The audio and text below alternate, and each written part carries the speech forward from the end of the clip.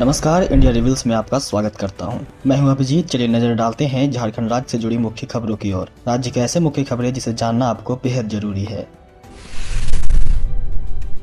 Nirmala college में दूसरे दिन भी छात्राओं का प्रदर्शन, प्रोफेसर की बर्खास्तगी का विरोध। रांची में निर्मला कॉलेज के इतिहास विभाग की विभाग अध्यक्ष डॉक्टर अंजना सिंह की बर्खास्तगी का मुद्दा गरमाया हुआ है। गुरुवार को भी निर्मला कॉलेज के छात्राओं ने डॉक्टर अंजना सिंह की बर्खास्तगी का विरोध किया। गौरतलब है कि बर्खास्तगी का विरोध करते हुए डॉक्टर अंजना सिंह ने कहा है कि उनको हटाने के लिए मनगढ़ंत कहानियां बनाई गई है। वहीं प्रिंसिपल डॉक्टर सिस्टर ज्योति ने कहा कि यह आकस्मिक लिया गया फैसला नहीं है, बल्कि उन्हें 4 बार नोटिस दिया गया था, जिसका उन्होंने जवाब नहीं दिया। इधर छात्राओं ने गुरुवार को भी डॉक्टर अंजना सिंह को वापस लाओ के नारे लगाए। गौरतलब है कि 3 मार्च को ही इतिहास विभाग के विभाग अध्यक्ष डॉक्टर अंजना सिंह को अनुशासनहीनता के आरोप में बर्खास्त कर दिया गया था। कॉलेज के शासी निकाय ने यह फैसला किया था।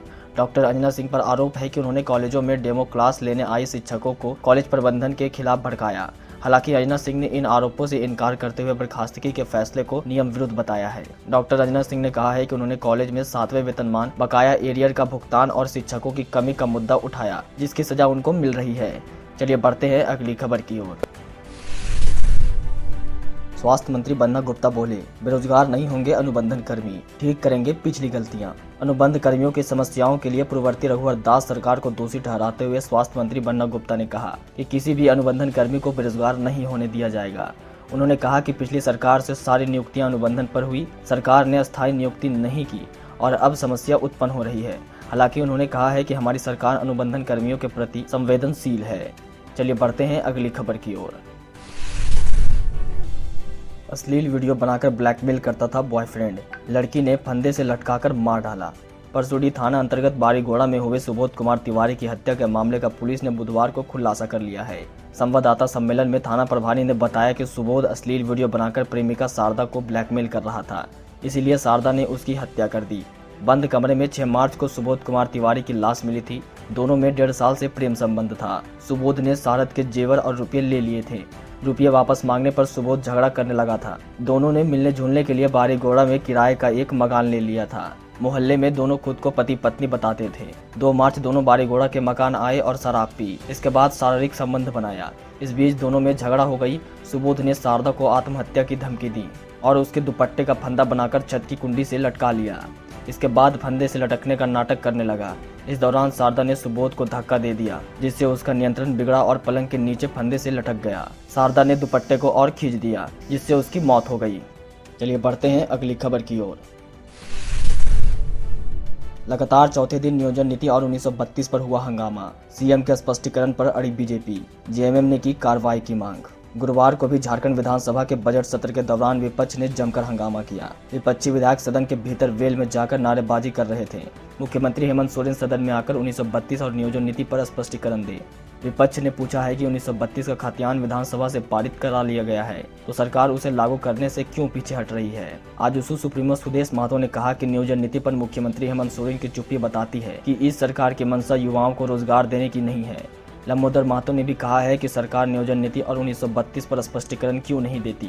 वहीं विपक्ष के आरोपों पर मंत्री मिथिलेश ठाकुर ने कहा कि बीजेपी चाहती है कि मुख्यमंत्री उनके इशारे पर काम करे। चलिए बढ़ते हैं अगली खबर की ओर। बदला मौसम का मिजाज, छाए बादल, वज्रपात के साथ होगी बारिश। गुरुवार दोपहर अचानक झारखंड की राजधानी रांची सहित आसपास के जिलों में मौसम का मिजाज बदल गया।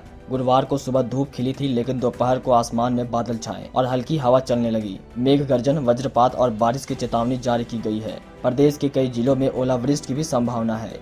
मौसम विभाग ने 18 मार्च तक के लिए येलो अलर्ट जारी किया है। मौसम विभाग ने अनुमान लगा लिया था कि झारखंड में गुरुवार को शाम से ही मौसम में बदलाव होगा। चलिए बढ़ते हैं अगली खबर की ओर। झारखंड में तेज हवा के साथ बारिश, रांची में पेड़ और बिजली के पोल गिरने से वाहन क्षतिग्रस्त। झारखंड की राजधानी रांची समेत कुछ जिलों में गुरुवार को अचानक मौसम बदल गया। तेज हवा के साथ बारिश हुई। रांची में कई जगहों पर तेज हवा की वजह से पेड़ गिर गए।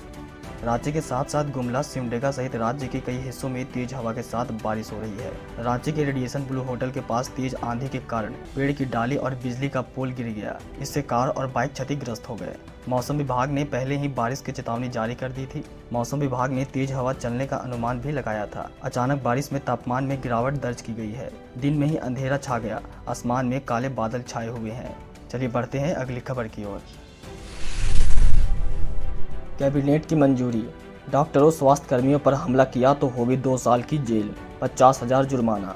झारखंड में डॉक्टरों स्वास्थ्य कर्मियों पर हमला करने और चिकित्सकों संस्थानों की संपत्ति को नुकसान पहुंचाने पर 2 साल की सजा और 50,000 रुपए का जुर्माना होगा। कैबिनेट ने बुधवार को झारखंड चिकित्सा सेवा से संबंधित व्यक्तियों चिकित्सा सेवा संस्थान विधेयक 2023 को मंजूरी दे दी है। अब इसे विधानसभा के इसी सत्र में पारित कराया जाएगा। कानून बनाने के बाद डॉक्टर व स्वास्थ्य कर्मी के खिलाफ हिंसक कार्रवाई करने और संपत्ति को नुकसान पहुंचाने पर सख्त कार्रवाई होगी। निजी चिकित्सा संस्थानों की संपत्ति के नुकसान की भरपाई के लिए क्षतिपूर्ति के रूप में लागत राशि कोर्ट के फैसले से तय होगा। वहीं सरकारी चिकित्सक संस्थानों की संपत्ति के नुकसान का आकलन करने के लिए डीसी इंजीनियर, सरकारी डॉक्टर और चिकित्सा उपकरणों के विशेषज्ञों की कमेटी बनेगी। यह कमेटी 15 दिन के भीतर रिपोर्ट देगी। इसी के आधार पर नुकसान का आकलन होगा। बिहार, उड़ीसा, कर्नाटक, केरल, गोवा, महाराष्ट्र, तमिलनाडु और केरल से पहले से ही यह कानून लागू है। गौरतलब है कि डॉक्टर और स्वास्थ्य कर्मी लंबे समय से मेडिकल प्रोटेक्शन एक्ट लागू कराने की मांग कर रहे थे। बुधवार को कैबिनेट ने कुल 40 प्रस्तावों को मंजूरी दी। चलिए बढ़ते हैं अगली खबर की ओर। 5 लाख का इनामी नक्सली गिरफ्तार। आईडी बम लगाने में था एक्सपर्ट, कई घटनाओं में निभाई है अहम भूमिका। आईडी बम लगाने में माहिर 5 लाख का इनामी नक्सली लातेहार पुलिस के हाथ लगा है। भाकपा माओवादियों के रीजनल कमांडर रविंद्र गंजू के करीबी जोनल कमांडर शीतल मोची उर्फ शीतल राम उर्फ शीतल रविदास की गिरफ्तारी की गई है। शीतल मोची पर सरकार द्वारा 5 लाख रुपए का इनाम घोषित था। पुलिस अधीक्षक अंजनी अंजन ने बताया कि Latehar police, Jharkhand Jaguar, cobra, CRPF के संयुक्त टीम के द्वारा लातेहार जिले के अलग अलग क्षेत्रों में नक्सलियों के विरुद्ध लगातार अभियान चलाई गई, जिसमें कई उपलब्धि मिली है। लातेहार लोहरदगा सीमा के बुलबुल जंगल व बूढ़ा पहाड़ में ऑपरेशन ऑक्टोपस चलाकर नक्सलियों को खदेड़ा गया। इसके बाद से कई नक्सली अलग अलग हिस्सों में बंटकर लेवी वसूलने का कार्य कर रहे थे। चलिए बढ़ते हैं अगली खबर की ओर।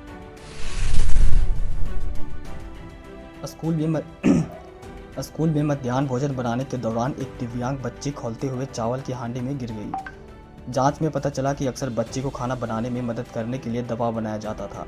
इस हादसे में छात्रा गंभीर रूप से घायल है। यह पहली बार नहीं जब झारखंड के किसी स्कूल में मध्याह्न भोजन बनाने के दौरान हादसा हुआ हो। इससे पहले भी पलामू जिले में 2 बच्ची इसी तरह से हादसे का शिकार हुई थी। इस हादसे में दोनों बच्चियों की मौत हो गई थी। सरकार स्कूलों के मध्याह्न भोजन को लेकर नई रणनीति बना रही है। दूसरी तरफ बच्चों की सुरक्षा को लेकर कोई उपाय नहीं है। यह घटना महागामा अनुमंडल के राजकीयकृत मध्य विद्यालय लोंगाई की है। चलिए बढ़ते हैं आखिरी खबर की ओर। हजारीबाग एसीबी ने की कार्रवाई। आंगनबाड़ी सेविका से 7500 रुपये रिश्वत लेते सुपरवाइजर अरेस्ट। भ्रष्टाचार निरोधक ब्यूरो यानी एसीबी की टीम ने गुरुवार को चतरा जिले के खोरी बाल विकास परियोजना पदाधिकारी सीडीपीओ कार्यालय से पर्यवेक्षिका यानी सुपरवाइजर उर्मिला कुमारी को 7500 रुपये घूस लेते गिरफ्तार किया है। एसीबी की टीम ने गिरफ्तार करने के बाद पर्यवेक्षिका को हजारीबाग ले आई है और पूछताछ कर रही है। बताया जा रहा है कि पर्यवेक्षिका आंगनबाड़ी सेविका से पोषाहार वाउचर पास कराने के एवज में 15% कमीशन मांग रही थी। इससे तंग आकर सेविका ने एसीबी से शिकायत की। जांच में मामला सही पाए जाने पर एसीबी की टीम ने पर्यवेक्षिका को रिश्वत लेते धर दबोचा। आज का खबर यही समाप्त होता है। अगर आपको हमारा वीडियो अच्छा लगा हो तो चैनल को सब्सक्राइब करें और लाइक करना बिल्कुल ना भूलें। धन्यवाद।